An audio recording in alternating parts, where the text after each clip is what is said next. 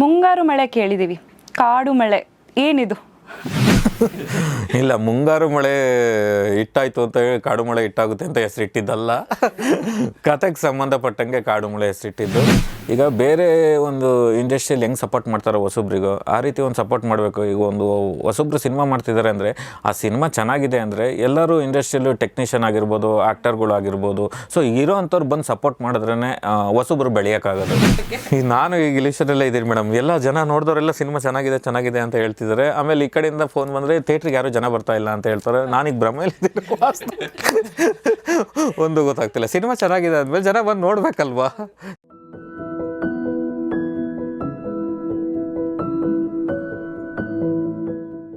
ನಮಸ್ಕಾರ, ಗೌರಿ ಶಕ್ಕಿ ಸ್ಟುಡಿಯೋ ವಿಶೇಷ ಕಾರ್ಯಕ್ರಮಕ್ಕೆ ಸ್ವಾಗತ.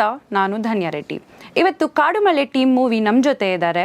ಕಳೆದ ವಾರ ಅಷ್ಟೇ ಅವ್ರ ಮೂವಿ ರಿಲೀಸ್ ಆಗಿತ್ತು, ಒಳ್ಳೆ ರೆಸ್ಪಾನ್ಸ್ ಕೂಡ ಸಿಗ್ತಾ ಇದೆ. ಚಿತ್ರ ನಿರ್ದೇಶಕರಾದ ಸಮರ್ಥ ಮಂಜುನಾಥ್ ಅವರಿದ್ದಾರೆ, ನಮಸ್ತೆ ಸರ್. ನಮಸ್ತೆ ಮೇಡಮ್. ನಾಯಕ ನಟರಾದ ಅರ್ಥ ಹರ್ಷನ್ ಅವರು ಇದ್ದಾರೆ, ನಮಸ್ತೆ ಸರ್. ನಮಸ್ತೆ. ಸಂಗೀತ ನಿರ್ದೇಶಕರಾದ ಇ.ಸಿ. ಮಹಾರಾಜ್ ಅವರು ಇದ್ದಾರೆ, ನಮಸ್ತೆ ಸರ್. ನಮಸ್ತೆ ಮೇಡಮ್. ಈ ಚಿತ್ರದ ವಿಶೇಷತೆ ಬಗ್ಗೆ ಅವ್ರನ್ನ ಮಾತಾಡಿಸಿ ಕೇಳೋಣ ಬನ್ನಿ. ಸರ್, ಫಸ್ಟ್ ಆಫ್ ಆಲ್ ನಿಮ್ಮ ಮೂವಿಗೆ ತುಂಬ ಒಳ್ಳೆ ರೆಸ್ಪಾನ್ಸ್ ಸಿಗ್ತಾ ಇದೆ, ಅದಕ್ಕೆ ನಿಮ್ಮೆಲ್ಲರಿಗೂ ಹಾರ್ಟಿ ಕಂಗ್ರ್ಯಾಚುಲೇಷನ್ಸ್ ಅಂತಲೇ ಹೇಳ್ಬೋದು.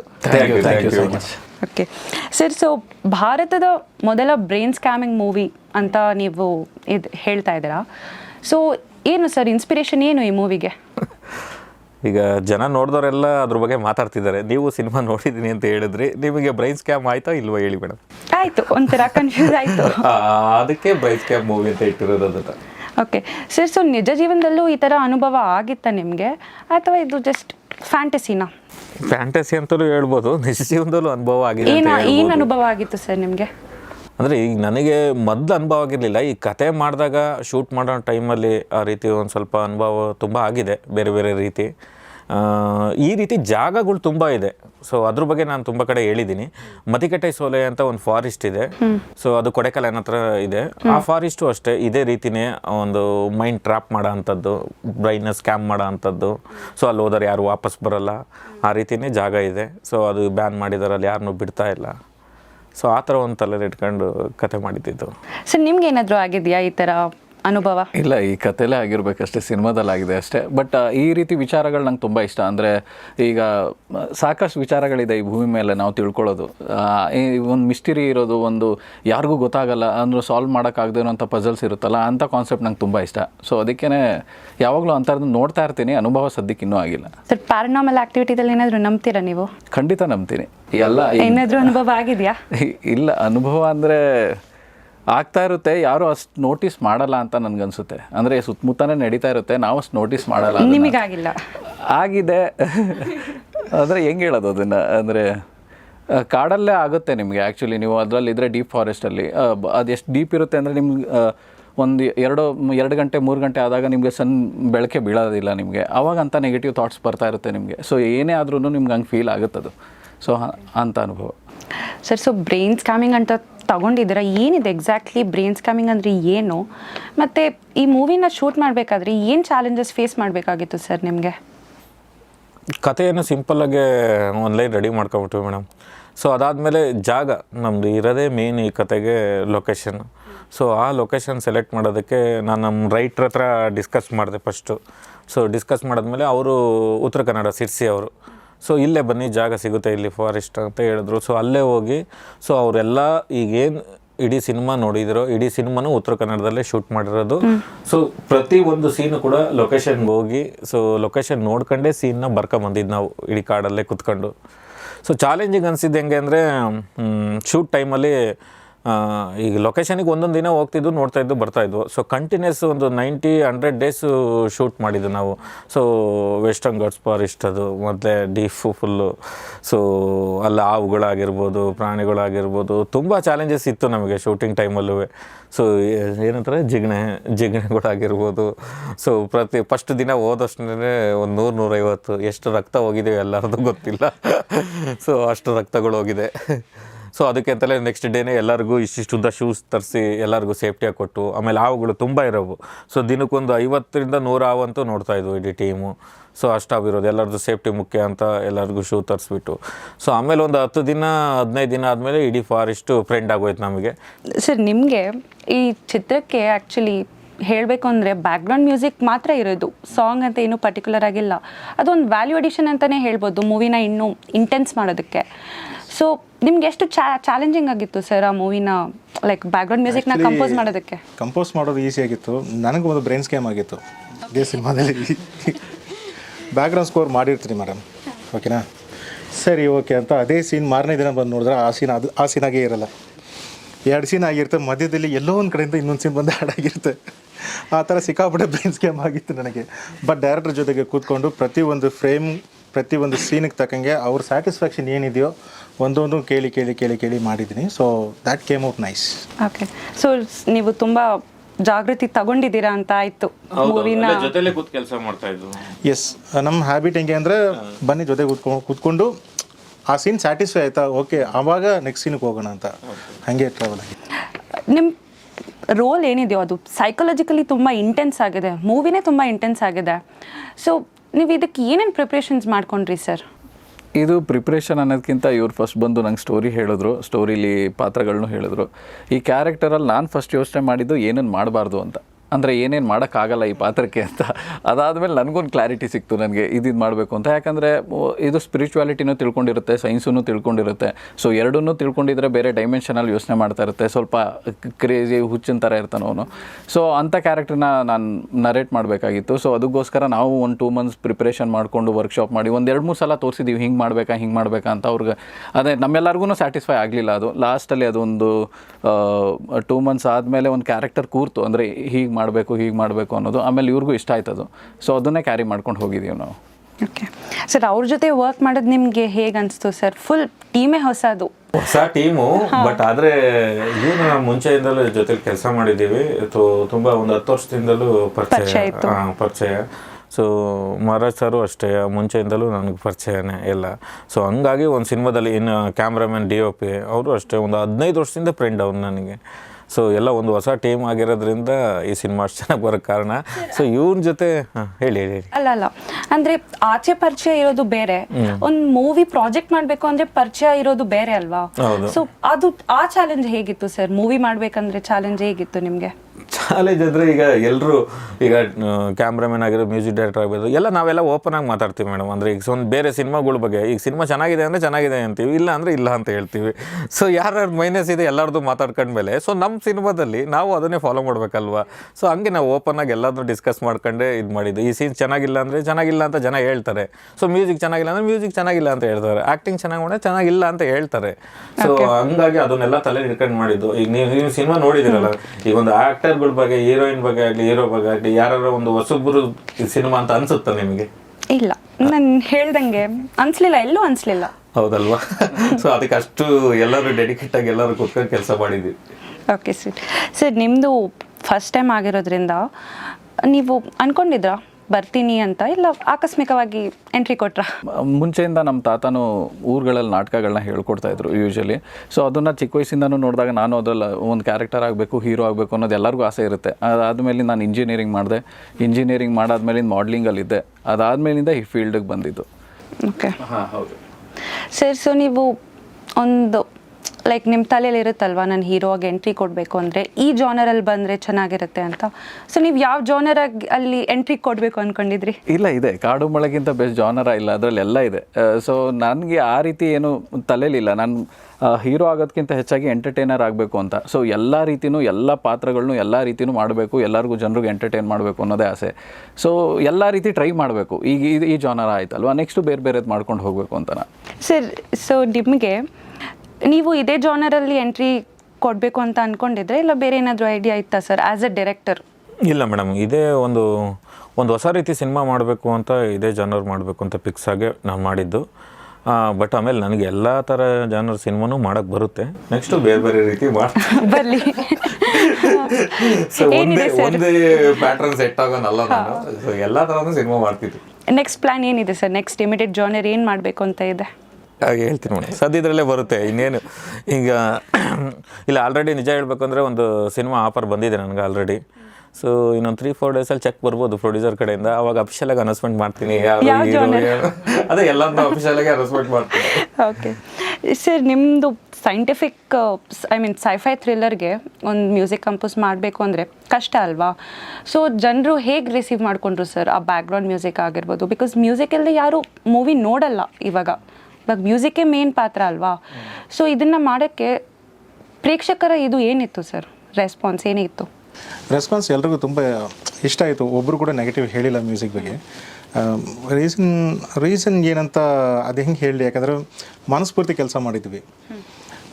ಒಂದು ಸೀನ್ಲಿ ಅವ್ರು ಎದುರ್ಕೊಳ್ತಾ ಇದ್ದಾರಂದರೆ ಅಂದರೆ ಆಡಿಯನ್ಸ್ ಎದುರ್ಕೋಬೇಕಾ ಅಥವಾ ಹೀರೋಯಿನ್ ಎದುರ್ಕೊಳ್ತಾ ಇದ್ದಾರೆ ಅಂತ ಅರ್ಥ ಮಾಡ್ಕೋಬೇಕಾ, ಇಲ್ಲ ಅಂದರೆ ಅದನ್ನು ನೆಕ್ಸ್ಟ್ ಸೀನ್ಗೆ ತೊಗೊಂಡು ಹೋಗ್ಬೇಕಾ, ಈ ಒಂದು ಸಿಚುವೇಶನ್ನ ನೆಕ್ಸ್ಟ್ ಸೀನ್ಗೆ ತೊಗೊಂಡು ಹೋಗ್ಬೇಕಾ, ಇಲ್ಲ ಕ್ಲೈಮ್ಯಾಕ್ಸ್ ಜೊತೆಗೆ ಕನೆಕ್ಟ್ ಮಾಡಬೇಕಾ. ಸೊ ಈ ವಿಷಯದ ಮೇಲೆ ಮಾತ್ರ ನಮ್ಮ ಫೋಕಸ್ ಇತ್ತು. So it was easy actually. Sir ನೀವು ಸೊ ಕ್ಲಿಯರ್ ಇನ್ಸ್ಟ್ರಕ್ಷನ್ಸ್ ಇತ್ತು.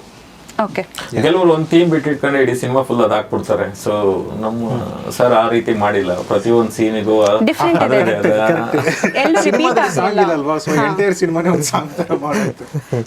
ಮತ್ತೆ ನಾನು ನೋಡಿದ್ದು ಎಲ್ಲೂ ರಿಪೀಟ್ ಆಗಿಲ್ಲ, ಯಾವುದು ಬ್ಯಾಕ್ಗ್ರೌಂಡ್ ಮ್ಯೂಸಿಕ್ ಆಗಿರಲಿ ರಿಪೀಟ್ ಆಗಿಲ್ಲ. ಎಲ್ಲ ಸೀನ್ಗೂ ಬೇರೆ ಬೇರೆ ಇದೆ. ಸೊ ಕಷ್ಟ ಆಗಿರ್ಬೋದಲ್ವಾ ಮಾಡೋಕ್ಕೆ? ತುಂಬ ಹ್ಯಾಪಿಯಾಗಿ ಕೆಲಸ ಮಾಡಿದ್ವಿ. ಸೊ ಯಾವುದು ಕಷ್ಟ ಆಗಿರಲಿಲ್ಲ. ಕಷ್ಟ ಆಗಲಿಲ್ಲ. Yes yes. ಇಷ್ಟೆಲ್ಲ ಮಾಡಿದ್ರೆ ಕಷ್ಟ ಆಗಲ್ಲ. ಟೈಮ್ ತಗೊಂಡಿದ್ವಿ. ಓಕೆ ಓಕೆ ಸರ್, ನೀವು ಕಾಸ್ಟ್ನ ಯಾವ ಬೇಸಿಸ್ ಮೇಲೆ ಸೆಲೆಕ್ಟ್ ಮಾಡಿದ್ರಿ? ಅವರೇ ಹೀರೋ ಆಗಬೇಕು, ಅವರೇ ಹೀರೋಯಿನ್ ಆಗಬೇಕು ಅಂತ ಯಾವ ಬೇಸಿಸ್ ಮೇಲೆ ಸೆಲೆಕ್ಟ್ ಮಾಡಿದ್ರಿ ನೀವು? ಸೊ ನಾನು ಹೀರೋಯಿನ್ನ ಫಸ್ಟು ಈ ಸಿನಿಮಾ ಮಾಡ್ಬೇಕಾದ್ರೆ ನನ್ನ ಜೊತೆ ಇದ್ದಿದ್ದು ಕಾರ್ತಿಕ್ ಸರು, ರೈಟ್ರು ಕಾರ್ತಿಕ್ ಭಟ್ ಅಂತ. ಸೊ ಅವ್ರ ಜೊತೆ ಡಿಸ್ಕಸ್ ಮಾಡ್ಬೇಕಾದ್ರೆ ನಾವು ಹೀರೋಯಿನ್ಗೆ ಆಡಿಷನ್ ಕಾಲ್ ಇದು ಮಾಡೋಣ ಅಂತ ಒಂದು ಪೋಸ್ಟರ್ ಎಲ್ಲ ಕಳಿಸಿದ್ದು, ಎಲ್ಲರಿಗೂ ಹೇಳಿದ್ದು. ಸೊ ಅವ್ರ ಕಡೆಯಿಂದ ಒಂದು ನೋಡಿ ಹುಡುಗಿ ಇದ್ದಾನೆ ಅಂತ ಫೋಟೋ ಕಳಿಸ್ತಾ. ಆ ಫೋಟೋ ನೋಡಿದಷ್ಟು ನನಗೆ ತುಂಬ ಇಷ್ಟ ಆಗೋಯ್ತು. ಅಂದರೆ ಒಂದು ಫಾರೆಸ್ಟ್ ಬ್ಯಾಕ್ಗ್ರೌಂಡ್ ಚೆನ್ನಾಗಿ ಕಾಣಿಸ್ತಾಳೆ ಇವಳು, ಈ ರೀತಿ. ಈಗ ನಂದೊಂದು ಕಲ್ಪನೆ ಇತ್ತಲ್ಲ, ಅದು ಚೆನ್ನಾಗಿ ಕಾಣಿಸ್ಬೋದು ಅಂತ ಒಂದು ಸಲ ಮೀಟ್ ಮಾಡಿದೆ. ಹೋಗಿ ಮೀಟ್ ಮಾಡಿ ಕತೆ ಹೇಳಿದಾಗ ಸೊ ಆ ಫ್ರೆಂಡ್ಲಿ ಆಗಿದ್ದರು. ಓಕೆ, ಸೊ ನಾವು ಯಾವ ಹೊಸ ಥರ ಆ್ಯಕ್ಟಿಂಗ್ ಮಾಡಿಸಿದ್ರೆ ಮಾಡ್ತಾರೆ ಅಂತ ಅನ್ನಿಸ್ತು. ಸೊ ಹಂಗಾಗಿ ಹೀರೋಯಿನ್ ಸೆಲೆಕ್ಟ್ ಮಾಡಿದ್ರು. ಸೊ ಹೀರೋರು ಅದು ಆಪ್ಷನ್ ಏನು ಇರಲಿಲ್ಲ, ಮುಂಚೆನೇ ಗೊತ್ತಿತ್ತಲ್ಲ ನನಗೆ. ಫೋನ್ ಮಾಡಿ ಬಾರಪ್ಪ ನೀನೇ ಹೀರೋ ಹಂಗಂದ್ರೆ ಒಂದೇ ಮಾತಲ್ಲಿ ಹೇಳಿ ಫಿಕ್ಸ್ ಮಾಡಿಬಿಟ್ಟು. ಸರ್ ಹೀರೋಯಿನ್ ರಿಯಾಕ್ಷನ್ ಏನಿತ್ತು ಸರ್ ಸ್ಕ್ರಿಪ್ಟ್ ಕೇಳಿದಾಗ? ಸಿನಿಮಾ ನೋಡಿದವ್ರಿಗೆ ತಡ್ಕೊಳಕ್ಕಾಗ್ತಿಲ್ಲ. ಇನ್ನು ಕತೆ ಕೇಳಿದಾಗ ಅವ್ರಿಗೆ ತಲೆನೇ ಗೆರ್ರಂದೋಗಿರುತ್ತೆ. ಸೊ ಒಪ್ಕೊಳ್ಳೋದು ಬಿಟ್ಟು ಬೇರೆ ಆಪ್ಷನ್ ಇರಲಿಲ್ಲ. ಯಾಕೆಂದರೆ ಈ ಮಾಮೂಲಿ ಆ್ಯಕ್ಷನ್ ಲವ್ ಸ್ಟೋರಿ ಸಿನಿಮಾ ಕತೆ ಕೇಳ್ಕೊಂಬಂದಿರ್ತಾರೆ ಎಲ್ಲರೂ, ಈಗ ಹೀರೋ ಆಗಿರ್ಬೋದು ಯಾರು ಆಗಿರ್ಬೋದು. ಸೊ ಈ ಥರ ಒಂದು ಕತೆ ಕೇಳಿದಾಗ ಇದು ಹೊಸದು ಅಂತಾಗ ಅವ್ರಿಗೆ ತಲೆ ಕೆಟ್ಟೋಗಿರುತ್ತೆ. ಸೊ ಒಂದೇ ಸೆಕೆಂಡಿಗೆ ಒಪ್ಕೊಂಡ್ರು. ಎಲ್ಲರೂ ಬ್ರೈನ್ ಸ್ಕ್ಯಾಮ್ ಆಗಿದ್ದೀರಾ ಅಂದರೆ? ಸರ್ ನೀವು ಆಗಿದ್ರಾ ಸ್ಕ್ರಿಪ್ಟ್ ಕೇಳಿದಾಗ? ಇಲ್ಲ, ಇವ್ರು ಆ್ಯಕ್ಚುಲಿ ಫಸ್ಟು ಸ್ಕ್ರಿಪ್ಟ್ ಹೇಳಬೇಕು ಅಂತ ನಾನು ಕರೆದಿದ್ದೆ ಒಂದು ಬೇಕ್ರಿಲಿ ಒಂದು ಪಪ್ಸ್ ತಿನ್ನಿಸ್ಬಿಟ್ಟು ನನಗೆ ಆ ಸ್ಕ್ರಿಪ್ಟನ್ನು ಫೈನಲ್ ಮಾಡಿ ನನ್ನ ಹತ್ರ ಹೂ ಅನ್ಸ್ಕೊಂಡಿದ್ದಾರೆ. ಚೆನ್ನಾಗಿತ್ತು. ಇವ್ರು ಫಸ್ಟ್ ನನಗೆ ನರೇಟ್ ಮಾಡೋಕ್ಕೆ ಹೇಳಕ್ಕೆ ಶುರು ಮಾಡಿದ್ದೆ ಅವರು. ಅಂದರೆ ಇದು ಒಂದು ಸ್ವಲ್ಪ ಬೇರೆ ಥರ ಇದೆ ಕತೆ, ನಾರ್ಮಲ್ ಥರ ಇಲ್ಲ ಅಂತ ಬರೀ ಇಂಟರ್ವಲ್ ಗಂಟ ಹೇಳಿದ್ರು ನನಗೆ ಇಂಟರ್ವಲ್ಗೆ ತಲೆ ಕೆಟ್ಟೋಗಿತ್ತು.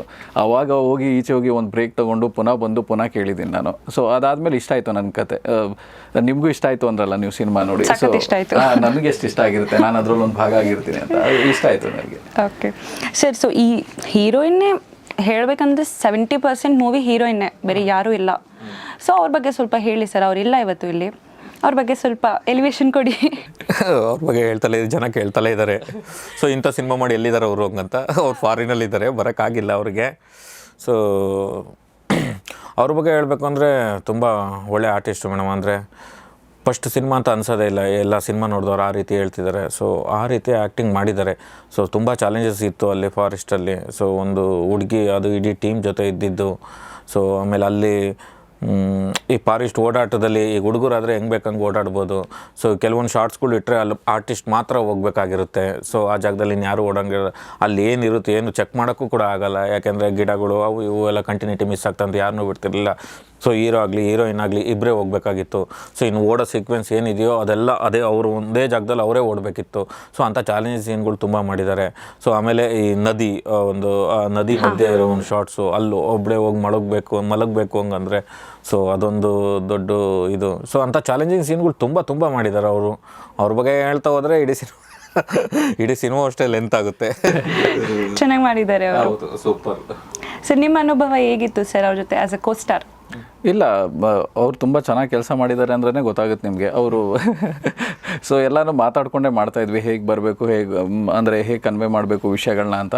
ತುಂಬ ಚೆನ್ನಾಗಿ ಸಪೋರ್ಟ್ ಮಾಡಿದ್ದಾರೆ ಅವರು. ಆಮೇಲೆ ಇಡೀ ಟೀಮಿಗೆ ಸಪೋರ್ಟ್ ಮಾಡಿದ್ದಾರೆ ಆ್ಯಕ್ಚುಲಿ. ಈಗ ಮೇಜರ್ ಅವ್ರದ್ದೇ ಇರೋದ್ರಿಂದ ಅವರೇ ಆ ಕಥೆನ ಅಲ್ಲಿವರೆಗೂ ತೊಗೊಂಡು ಬರಬೇಕು, ಅದಾದಮೇಲಿಂದ ಕ್ಯಾರಿ ಆಗುತ್ತೆ ಬೇರೆ ರೀತಿ ಅಂದಾಗ. ಸೊ ಅವ್ರದ್ದೇ ಮುಖ್ಯ ಪಾತ್ರ ಇತ್ತು. ಅದನ್ನೆಲ್ಲ ಯೋಚನೆ ಮಾಡಿ ಎಲ್ಲ ಪರ್ಫಾರ್ಮೆನ್ಸ್ ನೀವೇ ನೋಡಿದ್ದೀರಾ, ಅಷ್ಟು ಚೆನ್ನಾಗಿ ಮಾಡಿದ್ದಾರೆ ಅಂತ ಹೇಳ್ತಿದ್ದೀರಾ. ಸೊ ಇಡೀ ಟೀಮ್ ಜೊತೆ ಅಷ್ಟೇ ಸಪೋರ್ಟಿವ್ ಆಗಿ ಕೆಲಸ ಮಾಡಿರೋದಕ್ಕೆ ಅಷ್ಟು ಚೆನ್ನಾಗಿ ಬಂದಿದೆ ಅದು. ಮೂವಿ ಮಾಡೋಕ್ಕಿಂತ ಮುಂಚೆ ಹಿಂಗೆ ಒಂದು ಇಮ್ಯಾಜಿನೇಷನ್ ಇರುತ್ತಲ್ವಾ, ಹಿಂಗೆ ಬರಬೇಕು ಮೂವಿ ಅಂತ. ಬಂತ ಸರ್ ಆ ಥರ ಮೂವಿ ಲೈಕ್ ಸ್ಕ್ರೀನ್ ಮೇಲೆ ಕಾಣಿಸ್ತಿದ್ಯಾ ಹಾಗೆ? ಮೇಡಮ್ ನಾನು ಈಗ ಸ್ಕ್ರಿಪ್ಟ್ ಮಾಡಿದಾಗ ಸ್ಟೋರಿ ಬೋರ್ಡ್ ರೆಡಿ ಮಾಡ್ಕೊಂಡಲ್ಲ, ಸೊ ನಾನು ನನ್ನ ಕಲ್ಪನೆಯಲ್ಲಿರೋದು ಒಂದು ಅಂದ್ಕೊಂಡೆ, ಒಂದು 10% ಅಂತ ಅಂದ್ಕೊಳ್ಳಿ. ಈಗ ಸಿನಿಮಾ ಬಂದಿರೋದು 100%. ಸೊ ನಾನೇನು ಅಂದ್ಕೊಂಡಿದ್ದೆ ಒಂದು 10%, ಅಲ್ಲಿ ಹೋಗಿ ಶೂಟ್ ಮಾಡಾದಮೇಲೆ ಆ ಔಟ್ಪುಟ್ ಆ ರೀತಿ ಬರುತ್ತೆ ಅಂತ ನಾನು ಎಕ್ಸ್ಪೆಕ್ಟೇ ಮಾಡಿರಲಿಲ್ಲ. ಅಂದರೆ ಅನ್ಕೊಂಡಿದ್ದಕ್ಕಿಂತ ಇನ್ನೂ ಚೆನ್ನಾಗೇ ಬಂದಿದೆ. 90%. ಓಕೆ. ನಾವು ಅನ್ಕೊಂಡ ಹಿಂಗೆ ಮಾಡೋಣ ಹಿಂಗೆ ಹಂಗಂತ ಅಂದ್ಕೊಂಡು ಇದು ಮಾಡಿದ್ದು. ಅಲ್ಲಿ ಹೋಗಿ ಶೂಟ್ ಮಾಡಿದ್ಮೇಲೆ ಅದು ಬಂದಿದ್ದೇ ಬೇರೆ ರೀತಿ ಚೆನ್ನಾಗಿ ಬಂದಿದೆ. ಈಗ ಸಾಕು. ಸರ್ ನಿಮ್ಗೇನು ಹೆಂಗೆ ಅನಿಸ್ತು ಸರ್ ನಿಮ್ಮನ್ನು ನೀವು ಸ್ಕ್ರೀನ್ ಮೇಲೆ ನೋಡ್ಕೊಂಡಾಗ? ಇರುತ್ತಲ್ವ ಹೀರೋ ಆಗಬೇಕು ಅಂದರೆ ಈ ಥರ ಕಾಣಿಸ್ಬೇಕು ಅಂತ, ಹೇಗೆ ಅನಿಸ್ತು? ಇಲ್ಲ, ಇದರಲ್ಲಿ ನನಗೆ ಖುಷಿನೇ ಆಗಿದೆ. ಇದರಲ್ಲಿ ಲುಕ್ ನೋಡಿ ನೀವೇ, ಹೀರೋದು ಕಂಪ್ಲೀಟ್ಲಿ ಬೇರೆ ಥರ ಇದೆ. ನಾರ್ಮಲ್ ಕಾಸ್ಟ್ಯೂಮ್ಸ್ ಇಲ್ಲ ಅವ್ನಿಗೆ, ಕಾಸ್ಟ್ಯೂಮೇ ಅಷ್ಟು ಚೆನ್ನಾಗಿ ಕಾಣುತ್ತೆ ಅವನಿಗೆ. ಖುಷಿ ಆಯಿತು ಅದನ್ನು. ಫಸ್ಟು ನಾವು ಡಿಸೈನ್ ಮಾಡಬೇಕಾದ್ರೆ ಸೂರಜ್ ಅವರು ಇವರೆಲ್ಲ ಕೂತ್ಕೊಂಡು ಯೋಚನೆ ಮಾಡಿ ಇವ್ನಿಗೆ ಹಿಂಗೆ ಇರಬೇಕು, ಈ ರೀತಿ ಪ್ಯಾಟರ್ನ್ಗಳಿರಬೇಕು, ಅವ್ನು ಎಲ್ಲ ಧರ್ಮಗಳು ಗೊತ್ತಿರುತ್ತೆ ಅವ್ನಿಗೆ, ಸೊ ಆ ರೀತಿ ಲಾಕೆಟ್ಸ್ಗಳಿರಬೇಕು. ಸೊ ಎಲ್ಲ ರೀತಿ ಯೋಚನೆ ಮಾಡಿ ರಿಸರ್ಚ್ ಮಾಡಿ ಡಿಸೈನ್ ಮಾಡಿರೋದು. ಸೊ ಸಕ್ಕತ್ತಾಗಿತ್ತು ಆ ಲುಕ್. ನಿಮ್ಗೆ ಇಷ್ಟ ಆಯ್ತಾ ಆ ಲುಕ್ಕು? ಇಷ್ಟ ಆಯಿತು. ಅಂದರೆ ನನಗೆ ಇಷ್ಟ ಆಯಿತು. ಸರ್ ಒಂದು ಡ್ರಾಬ್ಯಾಕ್ಸ್ ಏನು ಕೇಳ್ಪಡ್ತು ಅಂದರೆ, ಇಡೀ ಮೂವಿಯಲ್ಲಿ ಒಂದೇ ಕಾಸ್ಟ್ಯೂಮಲ್ಲಿ ಹೀರೋ ಆಗಿರಲಿ ಹೀರೋಯಿನ್ ಆಗಿರಲಿ ಒಂದೇ ಕಾಸ್ಟ್ಯೂಮಲ್ಲಿ ಏನು ರೀಸನ್ ಸರ್ ಅದು? ಬ್ರೈನ್ ಸ್ಕ್ಯಾಮಿಂಗ್ ಪ್ಲೇಸ್ ಮೇಡಮ್, ಅದು ಒಂದೇ ಕಾಸ್ಟ್ಯೂಮ್ಸ್. ಮತ್ತೆ ಕ್ರಿಟಿಕ್ಸ್ಗೆ ಅರ್ಥ ಆಗಿಲ್ವಾ? ಅವ್ರು ಯಾಕೆ ಅದನ್ನ ಹೇಳ್ತಾ ಇದ್ದಾರೆ? ಅದೇ ಅರ್ಥ ಆಗ್ತಾ ಇಲ್ಲ ಜನಕ್ಕೆ. ಅದಕ್ಕೆ India's first brain scam movie ಅಂತ ಕರೀತಾ ಇರೋದು. ಯಾವ ಸೀನ್ ತುಂಬ ಚಾಲೆಂಜಿಂಗ್ ಅನಿಸ್ತು ಸರ್ ನಿಮಗೆ? ಈ ಸೀನ್ನ ಶೂಟ್ ಮಾಡೋಕ್ಕೆ ಕಷ್ಟ ಆಯಿತು ಅಂತ ಯಾವ ಸೀನು? ತುಂಬ ಸೀನ್ ಇದೆ ಮೇಡಮ್, ಆ ಥರ ಹೇಳೋದು ತುಂಬ ಸೀನ್ ಇದೆ. ಇವ್ರದ್ದೊಂದು ಫಾಲ್ಸ್ ಮೇಲೆ ಒಂದು ಸೀನ್ ಇದೆ. ಸೊ ಹೀರೋ ನಿಂತಿರೋದು ಒಂದು ಫಾಲ್ಸ್ ಮೇಲೆ ಸೀನು. ಸೊ ಆ ಸೀನ್ ತುಂಬ ಕಷ್ಟ ಇತ್ತು. ಏನಕ್ಕೆ ಅಂದರೆ ಆ ಜಾಗದಲ್ಲೇ ನಿಲ್ಲಿಸಿ ತೆಗಿಬೇಕಾಯ್ತು ಆ ಶಾಟು. ಸೊ ಅಲ್ಲಿ ಫುಲ್ಲು ಜೋರಾಗಿ ಗಾಳಿ ಬೀಸೋದು. ಸೊ ತುದಿಯಲ್ಲಿ ನಿಂತಿದ್ದ, ಇನ್ನೇನು ಸ್ವಲ್ಪ ಜೋರಾಗಿ ಗಾಳಿ ಬೀಸಿದ್ರೆ ಕೆಳಗೆ ಬೀಳೋದು. ಸೊ ಸೇಫ್ಟಿಗೆ ಏನು ಹಿಡ್ಕೊಂಡಿರಲಿಲ್ಲ ನಾವು. ಅದೊಂದು ತುಂಬ ಚಾಲೆಂಜಿಂಗ್ ಇತ್ತು. ಅದು ಶೂಟ್ ಮಾಡ್ಬೇಕಾದ್ರೆ ನನಗೆ ಭಯ ಆಗೋದು, ಇವು ಒನ್ ಮೋರ್ ಆಗ್ತಾಯಿತ್ತು ಟೇಕು. ಸೊ ಯಾವಾಗ ಮುಗಿಯುತ್ತಪ್ಪ ಅಂತ ನನಗೆ ಟೆನ್ಷನ್ ಇತ್ತದು. ಸೊ ಆ ಥರ ಒಂದು ಸೀನ್ ಇದೆ ಇವ್ರದ್ದು. ಆಮೇಲೆ ಹೀರೋಯಿಂದ ನದಿ ಸೀಕ್ವೆನ್ಸು ಅಷ್ಟೇ. ಸೊ ಭಯ ಆಗುತ್ತೆ, ಅದು ಆಟೋಮೆಟಿಕ್ಕಾಗಿ ನೀರೆಲ್ಲರೂ ಜಾಸ್ತಿ ಆಗಿಬಿಟ್ರೆ ಏನಾಗುತ್ತೋ ಏನೋ. ಸೊ ಆಮೇಲೆ ಅಲ್ಲಿರೋರೆಲ್ಲ ಹೇಳೋರು, ಆ ನದಿ ಮಧ್ಯೆ ಮಲಗಿದಾರೆ, ಅದ್ರ ಮುಂದೆನೇ 30 ಅಡಿ 40 ಅಡಿ ಆಳ ಇದೆ, ಅಲ್ಲಿ ಯಾರು ಹೋಗಬೇಡಿ ಅಂತ. ಸೊ 4-5 ಹೆಜ್ಜೆ ಅಷ್ಟೇ. ಸೊ ಅದು ಅರ್ಧ ಶೂಟ್ ಮಾಡ್ಬೇಕಾದ್ರೆ ಹೇಳಿದಾಗ ಎಷ್ಟು ಭಯ ಆಗುತ್ತೆ. ಮೊದಲೇನೋ ಧೈರ್ಯವಾಗಿ ಹೋಗ್ಬಿಟ್ಟು ಎಲ್ಲ. ಸೊ ಆಮೇಲೆ ಅರ್ಧ ಶೂಟ್ ಆದ್ಮೇಲೆ ಹೇಳಿದ್ರೆ ಬಿಡಂಗೂ ಇಲ್ಲ, ಏನಿಲ್ಲ, ಫುಲ್ ಸೀನ್ ಮುಗಿಸ್ಲೇಬೇಕು. ಲೋಕಲ್ ಸಪೋರ್ಟ್ ಇತ್ತ ಸರ್ ಅಲ್ಲಿ? ಹೌದು, ಲೋಕಲ್ ಸಪೋರ್ಟ್ ಇಲ್ಲ ಅಂದ್ರೆ ಮಾಡೋಕ್ಕೆ ಆಗಲ್ಲ. ಅವ್ರು ತುಂಬ ಸಪೋರ್ಟ್ ಮಾಡಿದ್ದಾರೆ. ಇಡೀ ಸಿರ್ಸಿಲಿ ನಮ್ಗೆ ತುಂಬ ಜನ ಇದ್ದಾರೆ ಸಪೋರ್ಟ್ ಮಾಡಿರೋ. ಕೃಷ್ಣಣ್ಣ ಆಗಿರ್ಬೋದು, ಕಾರ್ತಿಕ್ ಸರ್ ಆಗಿರ್ಬೋದು, ಅಪ್ಪಿ ಅಣ್ಣ ಆಗಿರ್ಬೋದು, ಸುಮಾರು ಜನ ಇದ್ದಾರೆ. ಅವರೆಲ್ಲರೂ ಪೂರ್ತಿ ಸಪೋರ್ಟ್ ಮಾಡೇ ನಾವು ಮಾಡಿದ್ದು ಸಿನಿಮಾನ. ಆಮೇಲೆ ಚಾಲೆಂಜಿಂಗ್ ಏನಂದರೆ, ಈಗ ನಾವು ಫಾರೆಸ್ಟಲ್ಲಿ ಆಲ್ಟ್ ಆಗ್ತಿರಲಿಲ್ಲ, ಬೇರೆ ಕಡೆ ಸಿರ್ಸಿಲಿ ಆಲ್ಟ್ ಆಗ್ತಿದ್ವು. ಅಲ್ಲಿಂದ ಒಂದು 40 ಕಿಲೋಮೀಟರ್ ಹೋಗ್ಬೇಕಿತ್ತು. ಸೊ ಫಾರೆಸ್ಟ್ ಒಳಗೆ ಹೋಗ್ಬೇಕಾದ್ರೆ ಒಂದೊಂದು ದಿನ ಮರ ಬಿದ್ದುಬಿಟ್ಟಿರೋದು ಮಳೆಗೆ. ಸೊ ವೆಹಿಕಲ್ಸ್ ಎಲ್ಲ ಅಲ್ಲೇ ನಿಲ್ಲಿಸಿ ಅಲ್ಲಿಂದ ಒಂದು 2-3 ಕಿಲೋಮೀಟ್ರು ಎಲ್ಲ ಐಟಮ್ಸ್ನು ಎತ್ಕೊಂಡು ಹೋಗ್ಬೇಕಿತ್ತು. ಸೊ ಆ ಥರ ತುಂಬ ದಿನ ಅನುಭವಿಸ್ಬಿಟ್ಟಿದ್ದೀವಿ. 100 ಡೇಸು ಇದನ್ನ ಕಂಟಿನ್ಯೂ ಮಾಡಿದ್ದೀರಾ ಹಿಂಗೆ? ಮರಕ್ಕೆ ಹೋಗಿ ತೆಗಿಯೋಕ್ಕೆ 3-4 ದಿನ ಬೇಕಿತ್ತು. ಸೊ ಆ ಥರ ಎಷ್ಟೋ ಮರ ಬಿದ್ದುಬಿಟ್ಟಿದ್ದಾರೆ. ಸರ್ ಯಾವ ಸೀನ್ಗೆ ತುಂಬ ರೀಟೇಕ್ಸ್ ಆಯಿತು? ತುಂಬ ಸೀನು ಮೇಡಮ್, ತುಂಬ ಸೀನು ಅಂದರೆ ತುಂಬ ಸೀನು ಹೇಳ್ಬೋದು. ಏನಕ್ಕೆ ಹೆಂಗಂದರೆ, ಒಂದು 50 ಡೇಸ್ ಶೂಟಿಂಗ್ ಮಾಡೋಣ ಅಂತ ಪ್ಲಾನ್ ಮಾಡಿದ್ದು. 100 ಡೇಸ್ ಆಯಿತು ಅಂದರೆ ಯೋಚನೆ ಮಾಡಿ, ಎಲ್ಲ ಸೀನು ಅಷ್ಟೇ ಆಗಿದೆ ಅಂತ. ಫಸ್ಟ್ 20 ದಿನ ಶೂಟ್ ಮಾಡಿದ್ದಾರೆ, ಅದು ಒಂದು ಫುಟೇಜ್ನ ನಾವು ತೊಗೊಳ್ಳಿಲ್ಲ. 10 ದಿನ 10 ದಿನ ಅಷ್ಟು ಅಂದರೆ ಇವ್ರಿಗೆ ಸ್ಯಾಟಿಸ್ಫೈ ಆಗಬೇಕು. ಆ ಸೀನ್ ಆಗಲಿ ಅಥವಾ ಪರ್ಫಾರ್ಮೆನ್ಸ್ ಆಗಲಿ ಅಥವಾ ಅವ್ರ ಕ್ಯಾರೆಕ್ಟರ್ ಇನ್ವಾಲ್ವ್ಮೆಂಟ್ ಆಗಲಿ ಕರೆಕ್ಟ್ ಅನ್ಸಿದ್ರೇ ಇವ್ರು ಮಾಡ್ತಾ ಇದ್ದಿದ್ದು. ಸೊ ಅದಕ್ಕೋಸ್ಕರ ಫಸ್ಟು ನಾವು ರಿಜಿಸ್ಟರ್ ಮಾಡ್ಕೋಬೇಕಾಗಿತ್ತು. ಅಂದರೆ ಪ್ರಿಪ್ರೇಷನ್ಗಿಂತ ಅದೇ ಅಲ್ಲಿ ಎಕ್ಸಿಕ್ಯೂಷನ್ ಮಾಡಬೇಕಾದ್ರೆ. ಸೊ ಅದಕ್ಕೆ ಒಂದು ಪ್ರಿಪ್ರೇಷನ್ನೇ ಒಂದು 10 ಡೇಸ್ ಆಯಿತು ನಿಮಗೆ ಆ್ಯಕ್ಚುಲಿ. ಅಂದರೆ ಹೆಂಗೆ ಅಂದರೆ ಮೇಡಮ್, ಈಗ 4 ಗೋಡೆ ಮಧ್ಯೆ ವರ್ಕ್ಶಾಪ್ ಮಾಡೋದು ಬೇರೆ ಇರುತ್ತೆ. ಸೊ ಲೊಕೇಶನಲ್ಲಿ ಆ ಸೀನ್ನ ಮಾಡೋದು ಬೇರೆ ಇರುತ್ತೆ. ಸೊ ಅದನ್ನು ಅಲ್ಲೇ ಹೇಳ್ಕೊಟ್ಟು ಪ್ರಾಕ್ಟೀಸ್ ಮಾಡಿಸಿ ಆ ಜಾಗಕ್ಕೆ ತಕ್ಕಂಗೆ ಸೊ ರೀಟೇಕ್ ತುಂಬ ರೀಶೂಟ್ ಸೀನ್ಗಳು ತುಂಬ ಆಗಿದೆ. ಸೊ ಹಂಗಾಗಿ ಒಂದು 100 ಡೇಸ್ವರೆಗೂ ಮುಟ್ಟೋದು ಶೂಟಿಂಗ್ ನಾವು. ಓಕೆ ಸರ್, ನಿಮಗೆ ಯಾವ ಸೀನ್ ತುಂಬ ಕಷ್ಟ ಆಯಿತು? ಇಂಟೆನ್ಸ್ ಪಾತ್ರ ಅಲ್ವಾ ನಿಮ್ಮದು. To get involve in the character is a difficult thing as a drunk man. How? ಇಲ್ಲ, ನನಗೆ ಎಲ್ಲರೂ ಒಂದೇ ಪ್ರಶ್ನೆ ಕೇಳೋದು, ಅದರಲ್ಲಿ ಯಾಕೆ ಮುಗೀತಿಲ್ಲ ಅಂತ. ಇಲ್ಲ, ನನಗೆ ಕಷ್ಟ ಅಂತ ಏನು ಅನಿಸ್ಲಿಲ್ಲ. ಅದೇ ಹೇಳಿದ್ರಲ್ಲ ಅವರು ಇಷ್ಟಪಟ್ಟು ಮಾಡಿದ್ದೀವಿ ಅಂತ, ಅದಕ್ಕೇ ನಾವು ಮುಂಚೆನೇ ಆ ಕ್ಯಾರೆಕ್ಟರ್ ಬಗ್ಗೆ ಅಷ್ಟು ಪ್ರಿಪ್ರೇಷನ್ನೇ ಮಾಡ್ಕೊಬಿಟ್ಟಿದ್ವಿ. ಅಂದರೆ ಈ ರೀತಿ ಇದೆ ಕ್ಯಾರೆಕ್ಟರ್, ಹಿಂಗೆ ಕನ್ವೆ ಮಾಡುತ್ತೆ, ಇನ್ವಾಲ್ವ್ ಆಗ್ಬಿಟ್ಟಿದ್ವಿ ನಾವು. ಆ್ಯಕ್ಚುಲಿ 2 months ಆದಮೇಲೆ ನಾನು ಡೈಲಾಗ್ಸ್ ಆಗಲಿ ಏನೇ ಆಗಲಿ ಅದು ನ್ಯಾಚುರಲ್ ಆಗೇ ಬರೋಕ್ಕೆ ಶುರು ಆಗೋಗಿತ್ತು. ಅಂದರೆ ಅಷ್ಟು ಸಲ ಅದ್ರ ಬಗ್ಗೆ ಮಾತಾಡಿದ್ದೀವಿ, ಹಿಂಗೆ ಮಾಡಬೇಕು, ಸೊ ಈ ವಿಷಯನ ಕನ್ವೆ ಮಾಡಬೇಕು ಅಂದರೆ ಹಿಂಗೆ ಮಾಡಬೇಕು ಅಂತ. ಸೊ ಖುಷಿಯಿಂದ ಮಾಡಿದ್ದೀವಿ, ಏನು ಕಷ್ಟ ಏನಾಗಲಿಲ್ಲ ನನಗೆ. ಇಷ್ಟಪಟ್ಟು ಮಾಡಿದ್ದೀರಾ, ಕಷ್ಟ ಆಗಲಿಲ್ಲ. ಆಮೇಲೆ ಇನ್ನೊಂದು ನಮಗೆ ಚಾಲೆಂಜ್ ಅನಿಸಿದ್ದು ಆ ಕ್ಲೈಮ್ಯಾಕ್ಸ್ ಸೀನು, ಆ ಬ್ರಿಡ್ಜ್ ಸೀನ್ ಏನಿದೆ, ಸೊ ಅದೊಂದು 4-5 ಡೇಸ್ ಏನೋ ಶೂಟಿಂಗ್ ಮಾಡ್ದು. ಅದು ತುಂಬ ಚಾಲೆಂಜಿಂಗ್ ಅನಿಸಿತ್ತು ನಮಗೆ. ಏನಕ್ಕೆ ಹಂಗಂದರೆ ನಮಗೆ ಅದು ಲಾಸ್ಟ್ ಮೂಮೆಂಟು ಆ ಬ್ರಿಡ್ಜು ಸಿಗ್ತಾ ಇರಲಿಲ್ಲ ನಮಗೆ. ಸೊ ಇಡೀ ಕತೆಗೆ ಅದೇ ಬೇಕು ಹಂಗಂತ ಹೇಳಿ ಆಯ್ಕೆ ಮಾಡ್ಕೊಂಡಿದ್ದು, ಆ ರೀತಿ ಬೇರೆ ಎಲ್ಲೂ ಸಿಗ್ತಾ ಇರಲಿಲ್ಲ. ಸೊ ಇನ್ನೊಂದು ದಿನ ಇದ್ದಿದ್ರೆ ಆ ಬ್ರಿಡ್ಜು ಹೊಡೆದಕ್ಕೆ ಹೊಸ ಬ್ರಿಡ್ಜು ಇದು ಮಾಡಿರೋರು. ಸೊ ಅಂಥವ್ರು ಹೆಂಗೋ ಊರವರೆಲ್ಲ ಸಪೋರ್ಟ್ ಮಾಡಿ ಅವರು ಹೊಡೆದಾಕಕ್ಕೆ ಬಂದಿರೋರನ್ನ ಕೆಲಸ ನಿಲ್ಲಿಸಿ ನಮಗೊಂದಿನ ಫ್ರೀ ಮಾಡಿಕೊಟ್ಟು ಮುಗಿಸ್ಕೊಟ್ರು. ಒಂದು ದಿನದಲ್ಲಿ ಆಯ್ತಾ ಅದು ಶೂಟಿಂಗ್? ಅಲ್ಲ, ಒಂದು 5-6 ದಿನ ಮಾಡ್ದು ಕ್ಲೈಮ್ಯಾಕ್ಸು. ಆ ಒಂದಿನ ಲಾಸ್ಟ್ ಒಂದಿನ ರಿಕ್ವೆಸ್ಟ್ ಮಾಡಿ ಮುಗಿಸೋದು. ಓಕೆ ಸರ್, ಸೊ ಈ ಮೂವಿ ಇರೋದೇ ಭ್ರಮೆ ವಾಸ್ತವ. ಏನನ್ಸುತ್ತೆ ಸರ್, ಭ್ರಮೆ ವಾಸ್ತವ ಯಾವ್ದು ಕರೆಕ್ಟು? ಯಾವುದ್ರಲ್ಲಿ ಜನ ಬದುಕಬೇಕು, ಇಲ್ಲ ನೀವು ಏನ್ರಲ್ಲಿ ಬದುಕ್ತೀರಾ? ಏನನ್ಸುತ್ತೆ ಅದ್ರ ಬಗ್ಗೆ? ನಾನು ಈಗ ಇಲಿಷರಲ್ಲೇ ಇದ್ದೀನಿ ಮೇಡಮ್. ಎಲ್ಲ ಜನ ನೋಡಿದವರೆಲ್ಲ ಸಿನಿಮಾ ಚೆನ್ನಾಗಿದೆ ಅಂತ ಹೇಳ್ತಿದ್ದಾರೆ. ಆಮೇಲೆ ಈ ಕಡೆಯಿಂದ ಫೋನ್ ಬಂದರೆ ಥಿಯೇಟ್ರಿಗೆ ಯಾರು ಜನ ಬರ್ತಾ ಇಲ್ಲ ಅಂತ ಹೇಳ್ತಾರೆ. ನಾನೀಗ ಭ್ರಮೆಯಲ್ಲಿ ಒಂದು ಗೊತ್ತಾಗ್ತಿಲ್ಲ. ಸಿನಿಮಾ ಚೆನ್ನಾಗಿದೆ ಆದ್ಮೇಲೆ ಜನ ಬಂದು ನೋಡ್ಬೇಕಲ್ವಾ, ಜನ ಯಾಕೆ ಬರ್ತಾ ಇಲ್ಲ? ಸೊ ನಾನು ಅದೇ ಕನ್ಫ್ಯೂಸಲ್ಲಿ ಇದ್ದೀನಿ. ಸರ್, ನಿಮ್ಗೇನು ಅನಿಸುತ್ತೆ ಭ್ರಮೆ ವಾಸ್ತವ ಸೈಕಲಾಜಿಕಲಿ ಹೇಳಿದ್ರೆ ಏನನ್ಸುತ್ತೆ ನಿಮಗೆ? ಅಲ್ಲ, ಎಲ್ಲರೂ ಭ್ರಮೆಲೆ ಬದುಕ್ತಾ ಇರೋದು ಅನ್ಸುತ್ತೆ ನನಗೆ. ಯಾರು ರಿಯಾಲಿಟಿಯಲ್ಲಿ ಬದುಕ್ತಿಲ್ಲ. ಅಂದ್ರೆ ಫಾರ್ ಎ ಟೈಮಿಂಗ್ ಅವ್ರು ಏನು ನೋಡ್ತಿದಾರೋ ಅದೇ ಪ್ರಪಂಚ ಅಂತ ಇದೆ. ಅದನ್ನ ಬಿಟ್ಟು 99% ಬೇರೆ ಇದೆ. ಸೊ ಅದನ್ನ ನಾವು ಎಕ್ಸ್ಪ್ಲೋರ್ ಮಾಡಕ್ ಹೋದ್ರೆ ಗೊತ್ತಾಗುತ್ತೆ. ಈಗ ಕಣ್ ಮುಚ್ಕೊಂಡ್ರೆ ಇಲ್ಲಿ ಬೆಳಕಿದ್ರು ಗೊತ್ತಾಗಲ್ಲ ನಿಮ್ಗೆ, ಆದ್ರೆ ಅದು ಬೆಳಕಿಲ್ಲ ಅಂತ ಹೇಳಕ್ಕಾಗಲ್ಲ ನೀವು. ಸೊ ಅಂತ ಎಕ್ಸಾಂಪಲ್ ಸಾಕಷ್ಟಿದೆ ಅಲ್ವಾ? ಸೊ ಹಂಗೆ ನಮ್ದು. ಓಕೆ ಸರ್, ಇದ್ರ ಬಗ್ಗೆ ನಿಮ್ಮ ಅಭಿಪ್ರಾಯ ಸರ್? ಭ್ರಮೆ ವಾಸ್ತವ ಕನ್ಫ್ಯೂಸ್ ಮಾಡ್ಬಿಟ್ಬಿಟ್ರು ಮೇಡಮ್. ಅದೇ ನನ್ನ ಪಾಯಿಂಟ್ ಕೂಡ. ಓಕೆ ಸರ್, ಇನ್ನೊಂದು ಏನಂದರೆ ಮುಂಗಾರು ಮಳೆ ಕೇಳಿದ್ದೀವಿ, ಕಾಡು ಮಳೆ ಏನಿದು? ಇಲ್ಲ, ಮುಂಗಾರು ಮಳೆ ಇಟ್ಟಾಯ್ತು ಅಂತ ಹೇಳಿ ಕಾಡು ಮಳೆ ಇಟ್ಟಾಗುತ್ತೆ ಅಂತ ಹೆಸರಿಟ್ಟಿದ್ದಲ್ಲ.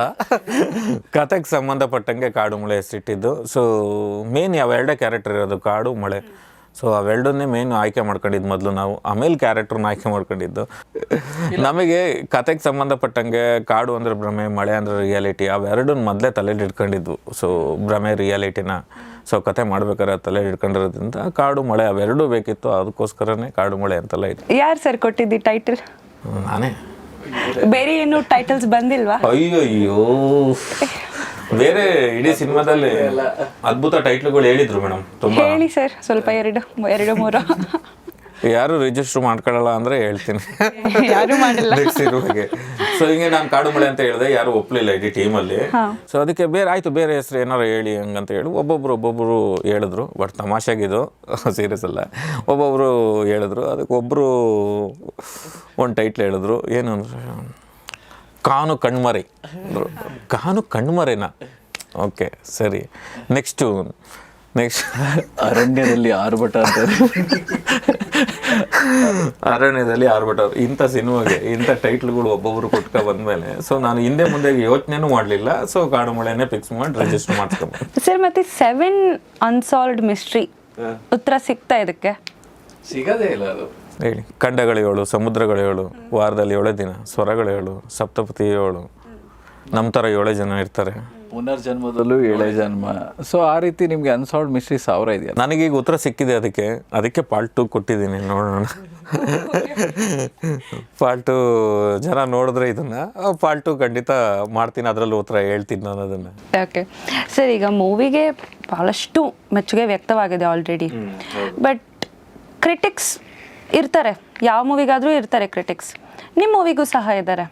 ಸೊ ಒಂದು ಮೇನ್ ಇದು ಏನು ಅಂದರೆ ನಾನು ಕೇಳ್ಪಟ್ಟಂಗೆ ತುಂಬ ಸೀನ್ಸ್ ರಿಪೀಟ್ ಆಗಿದ್ದಾವೆ, ಇಲ್ಲ ಡೈಲಾಗ್ಸ್ ರಿಪೀಟ್ ಆಗಿದ್ದಾವೆ. ಇದು ಮೂವಿನ ಇನ್ನೂ ಇಂಟೆನ್ಸ್ ಮಾಡೋಕ್ಕೆ ನೀವು ಬೇಕಂತಲೇ ಮಾಡಿರೋದಾ ಇಲ್ಲ ಏನು ಸರ್? ಇಲ್ಲ ಮೇಡಮ್, ಅಂದರೆ ಈಗ ಜನ ಈ ಸಿಂಪಲಾಗಿ ಅರ್ಥ ಮಾಡ್ಕೋಬೇಕು ಮೇಡಮ್. ಈಗ ಒಂದು ಸಿಟಿಲಿ ನಡೆಯೋಂಥ ಒಂದು ಸಿನಿಮಾ ಅಂತ ಅಂದ್ಕೊಳ್ಳಿ. ಸೊ ಒಂದು ಮನೆ ಲೊಕೇಶನ್ ಹಂಗಂದರೆ, ಸೊ ಒಂದೇ ಮನೆ ಲೊಕೇಶನಲ್ಲೇ ನಡಿಬೇಕು ಸೀನ್ಗಳು ಅಂದರೆ ಮನೆ ಲೊಕೇಶನಲ್ಲೇ ನಡೆಯುತ್ತೆ. ಸೊ 10 ಸೀನ್ ಇದ್ದರೂ 10 ಸೀನು ಮನೇಲೇ ನಡೆಯುತ್ತೆ, 20 ಸೀನ್ ಇದ್ದರೂ 20 ಸೀನು ಮನೇಲೇ ನಡೆಯುತ್ತೆ. ಸೊ ಈಗ ಫಾರೆಸ್ಟಲ್ಲಿ ನಡೀತಾ ಇದೆ ಹಂಗಂದರೆ, ಸೊ ಸೇಮ್ ಸೀನ್ ರಿಪೀಟ್ ಆಗ್ತಿರೋದೇ ನಮ್ಮ ಕಥೆನೇ ಇರೋದೇ ಹಂಗೆ ಅಂದಮೇಲೆ ಸೊ ಅದೇ ತೋರಿಸ್ಬೇಕಲ್ವ. ಈಗ ಮನೇನೇ ಹೆಂಗೆ ಪದೇ ಪದೇ ತೋರಿಸ್ತೀವೋ ಅದೇ ರೀತಿ ಸೀನ್ಗೂ ಹಂಗೆ ತೋರಿಸ್ಬೇಕಲ್ಲ. ಇದು ಯಾಕೆ ಅರ್ಥ ಮಾಡ್ಕೊತಾ ಇಲ್ಲ ಯಾರು ಲಾಜಿಕಲಿ? ಅರ್ಥನೇ ಮಾಡ್ಕೊತಾ ಇಲ್ಲ ಯಾರು. ಹೌದು. ಸೊ ಫಾರೆಸ್ಟ್ ಅಂದ ತಕ್ಷಣ ಎಲ್ಲ ಬೇರೆ ಬೇರೆ ಕಡೆ ಅಲ್ಲ, ನಡೆದಿರೋ ಜಾಗದಲ್ಲೇ ಸೀನ್ ನಡಿಬೇಕಾರೆ ಅದನ್ನೇ ತೋರಿಸ್ಬೇಕು, ಅದನ್ನು ಯಾರು ಅರ್ಥ ಮಾಡ್ಕೊತಾ ಇಲ್ಲ. ಮತ್ತೆ ಇನ್ನೊಂದು ಕೇಳ್ಪಟ್ಟಿದ್ದೇನೆಂದರೆ ಇಂಗ್ಲಿಷ್ ತುಂಬ ಬಳಕೆ ಮಾಡಿದ್ದೀರಾ, ಏನಕ್ಕೆ ಬೇಕಂತಾನೆ ಮಾಡಿರೋದಾ ಇಲ್ಲ? ಇಲ್ಲ, ಈ ಇಬ್ಬರು ಕ್ಯಾರೆಕ್ಟ್ರು ಅದೇ ರೀತಿ ಇರೋದ್ರಿಂದ ಇಂಗ್ಲೀಷ್ ಯೂಸ್ ಮಾಡಿರೋದು. ಅಂದರೆ ಈಗ ಇವನು ರಿಚರ್ಡ್ ಥಾಮ್ಸನ್ ಅನ್ನೋ ಕ್ಯಾರೆಕ್ಟರೇ ಒಂದು ಕ್ರಿಶ್ಚಿಯಾನಿಟಿ ಕ್ಯಾರೆಕ್ಟರು. ಸೊ ಅವ್ರಿಗೆ ನಾರ್ಮಲಿ ಅವರು ಇಂಗ್ಲೀಷ್ ಮಾತಾಡ್ತಾ ಇರ್ತಾರೆ, ಸೊ ಕನ್ನಡನೂ ಮಾತಾಡ್ತಾ ಇರ್ತಾರೆ, ಸೊ ಅವ್ನು ಎರಡನ್ನೂ ಮಾತಾಡ್ತಾ ಇರ್ತಾನೆ. ಹಾಗೆ ಇವಳು ನೋಡಿದ್ರೆ ಒಂದು ವೆಸ್ಟರ್ನ್ ಬ್ಯಾಕ್ಗ್ರೌಂಡ್ ಇಟ್ಕೊಂಡು ಬಂದಿರ್ತಾಳೆ, ಮಾಡರ್ನ್ ಬ್ಯಾಕ್ಗ್ರೌಂಡ್ ಇಟ್ಕೊಂಡಿರ್ತಾಳೆ. ಸೊ ಯೂಶ್ವಲಿ ಅವ್ರಿಗೆ ಅದು ಈಸಿಯಾಗಿ ಫ್ಲೋ ಬರುತ್ತೆ. ಆ ಕ್ಯಾರೆಕ್ಟರ್ಗೋಸ್ಕರ ಹಾಗೆ ಮಾಡಿರೋದಷ್ಟೇ. ಸರ್ ನೆಕ್ಸ್ಟ್ ಪ್ಲಾನ್ಸ್ ಏನು ಸರ್ ನಿಮಗೆ? ಮೂವಿ ಯಾವುದಾದ್ರೂ ಬಂದಿದೆಯಾ ಆಫರ್ಸ್? ಅದೇ ಈಗ ಮಾತುಕತೆ ನಡೀತಿದೆ, ಇನ್ನು ಯಾವುದೋ ಅದೇ ಕನ್ಫರ್ಮ್ ಆಗಿಲ್ಲ ಅಷ್ಟೇ. ಸರ್ ನಿಮಗೆ ಬಂದಿದೆ ಅಂತೆ? 3 ಡೇಸಲ್ಲೇ ಅನೌನ್ಸ್ಮೆಂಟ್ ಮಾಡ್ತೀನಿ ನಾನು. ಓಕೆ ಸರ್, ಕಾಡುಮಳೆ 2 ಏನಿದು? ಪ್ರೀಕ್ವೆಲ್ಲ ಸೀಕ್ವೆಲ್ಲ? ಹಿಂಟ್ ಕೊಡಿ ಸ್ವಲ್ಪ. ಏನಿಲ್ಲ ಮೇಡಮ್, ಕಾಡುಮಳೆ 2 ಏನು ಸೊ ಇಲ್ಲ. ನಿಜ ಹೇಳಬೇಕು ಅಂದರೆ ಕಾಡುಮಳೆ 1 ಎಲ್ಲ ಇಡೀ ಕತೆ ಇದೆ. ಓಕೆ. ಸೊ ಅದು ಅರ್ಥ ಮಾಡ್ಕೊಳ್ಳಿಲ್ಲ ಅಂದರೆ 2 ಮಾಡ್ತೀನಿ ಅಂತ ಹೇಳಿದ್ದು. ಸೊ ಕರೆಕ್ಟಾಗಿ ನೋಡಿದ್ರೆ ಅರ್ಥ ಮಾಡ್ಕೊಂಡ್ರೆ ಎಲ್ಲ ಇಡೀ ಕತೆ ಇದರಲ್ಲೇ ಇದೆ ಮೇಡಮ್. ಸರ್ ಕೊನೆಯದಾಗಿ ರ್ಯಾಪಿಡ್ ಫೈರ್ ರೌಂಡ್. ಸರ್ ನಿಮಗೆ ಫಸ್ಟು ಸೊ ನಿಮ್ಮ ಫೇವ್ರೆಟ್ ಡೈರೆಕ್ಟರ್ ಸ್ಯಾಂಡಲ್ವುಡಲ್ಲಿ? ಉಪಿ ಸರ್. ಅವ್ರ ಥರನೇ ನೀವು ಕನ್ಫ್ಯೂಸ್ ಮಾಡ್ತಿದ್ದೀರಾ? ಸರ್ ಮತ್ತು ಚಿತ್ರರಂಗದಲ್ಲಿ ಆಗಬೇಕಾಗಿರೋ ಬದಲಾವಣೆಗಳು ಸ್ಯಾಂಡಲ್ವುಡ್ಡಲ್ಲಿ ಸ್ಪೆಷಲಿ? ಸ್ಯಾಂಡಲ್ವುಡ್ಡಲ್ಲಿ ಇದು ಒಂದು ಹೇಳಲೇಬೇಕು ಮೇಡಮ್. ಏನು ಗೊತ್ತಾ, ಈಗ ಬೇರೆ ಒಂದು ಇಂಡಸ್ಟ್ರಿಯಲ್ಲಿ ಹೆಂಗೆ ಸಪೋರ್ಟ್ ಮಾಡ್ತಾರೋ ಹೊಸಬ್ರಿಗೂ ಆ ರೀತಿ ಒಂದು ಸಪೋರ್ಟ್ ಮಾಡಬೇಕು. ಈಗ ಒಂದು ಹೊಸಬ್ರು ಸಿನಿಮಾ ಮಾಡ್ತಿದ್ದಾರೆ ಅಂದರೆ ಆ ಸಿನಿಮಾ ಚೆನ್ನಾಗಿದೆ ಅಂದರೆ ಎಲ್ಲರೂ ಇಂಡಸ್ಟ್ರಿಯಲ್ಲೂ ಟೆಕ್ನಿಷಿಯನ್ ಆಗಿರ್ಬೋದು, ಆ್ಯಕ್ಟರ್ಗಳು ಆಗಿರ್ಬೋದು, ಸೊ ಇರೋ ಅಂಥವ್ರು ಬಂದು ಸಪೋರ್ಟ್ ಮಾಡಿದ್ರೇ ಹೊಸಬ್ರು ಬೆಳೆಯೋಕ್ಕಾಗೋದು. ಸೊ ಇಲ್ಲಾಂದರೆ ಇನ್ನೆಷ್ಟು ಸಿನಿಮಾ ಮಾಡಿ ಹೊಸಬ್ರು ಒಂದು ಸ್ಟಾರ್ ಆಗೋಕ್ಕಾಗುತ್ತೆ ಹೇಳಿ. ಸೊ ಅದೊಂದು ಬದಲಾವಣೆ ಆಗಬೇಕು ಮೇಡಮ್. ಬೇರೆ ಇಂಡಸ್ಟ್ರಿಗಳಲ್ಲಿ ಹೆಂಗೆ ನಡೆಯುತ್ತೋ ಆ ರೀತಿ ಇಲ್ಲೂ ಕನ್ನಡ ಇಂಡಸ್ಟ್ರಿಯಲ್ಲಿ ಆಗಬೇಕದು. ಅದು ಆಗ್ತಾ ಇಲ್ಲ. ಸೊ ಯಾರು ಹೊಸಬ್ರು ಸಿನಿಮಾ ಮಾಡಿದ್ರು ಯಾರು ಸಪೋರ್ಟ್ ಮಾಡ್ತಾ ಇಲ್ಲ. ಸೊ ಅದೊಂದು ಆಗಬೇಕು. Sir night shoot or morning shoot sir ಯಾವುದು? ಮಾರ್ನಿಂಗ್. ಲಂಡನ್ ಅವ್ರ ಮೈಸೂರು ಸರ್ ಶೂಟ್ ಮಾಡೋದಕ್ಕೆ? ಶೂಟ್ ಮಾಡೋದಕ್ಕೆ ನನಗೆ ಕರ್ನಾಟಕ ಲೊಕೇಶನ್ನೇ ತುಂಬ ಇಷ್ಟ. ಯಾಕೆ ನಾನು ಇಡೀ ಸಿನಿಮಾ ಫುಲ್ ಕರ್ನಾಟಕದಲ್ಲೇ ಮಾಡಿರೋದು. ಸೊ ನಿಮ್ಮ ಪ್ರಶ್ನೆಗೆ ಮೈಸೂರು. ಓಕೆ ಸರ್, ನಿಮಗೆ ಸ್ಯಾಂಡಲ್ವುಡ್ ಇನ್ಸ್ಪಿರೇಷನ್ ಎಂಟ್ರಿ ಆಗೋಕ್ಕೆ? ಅಣ್ಣವ್ರ ಸಿನಿಮಾಗಳನ್ನ ನಾನು ನೋಡ್ತಾ ಇದ್ದೀನಿ, ಈಗಲೂ ನೋಡ್ತಾ ಇರ್ತೀನಿ ನಿಮಗೆ. ಸೊ ಅವರೇ. Okay. Dream co-star? Dream co-star ಅಂದರೆ ಮೇಲಾ ಫೀಮೇಲಾ? Female usually. ಅಲ್ಲ, ನಮ್ಮ ದೊಡ್ಡ ದೊಡ್ಡ ಹೀರೋಗಳ ಜೊತೆ ಮಾಡೋಕೆ ಆಸೆ. ಸೊ ರಮ್ಯಾ ಅವ್ರು ನಂಗೆ ಇಷ್ಟ. Okay. Hero Yash. Okay sir, one must have quality for a hero? ಎಲ್ಲ ಪಾತ್ರಗಳನ್ನೂ ಮಾಡಬೇಕು. Sir favourite movie dialogue, punch dialogue? ಸತ್ಯ ಅನ್ನೋದು ನಾವು ಅಂದ್ಕೊಳ್ಳೋದಕ್ಕಿಂತ ಯಾವಾಗಲೂ ಒಂದು ಹೆಜ್ಜೆ ಮುಂದೆ ಇರುತ್ತೆ. ಸರ್ ಯಾವ ಹಳೆಯ ಪಾತ್ರವನ್ನು ಮತ್ತೆ ಮಾಡೋಕ್ಕೆ ಇಷ್ಟಪಡ್ತೀರಾ? ಬೇರೆಯವರೆಲ್ಲ ತುಂಬ ಚೆನ್ನಾಗಿ ಮಾಡಿದ್ದಾರೆ. ನನಗೆ ಅದರಲ್ಲಿ ಒಂದು ಭಾಗ ಆಗಬೇಕು ಅಂತ ಆಸೆ ಇದ್ದರೆ ಸಿನಿಮಾದ ಮಾಡೋಕ್ಕೆ ನನಗೂ ಇಷ್ಟ. ಒಪಿ ಅವ್ರದ್ದು? ಹೌದು. ಓಕೆ.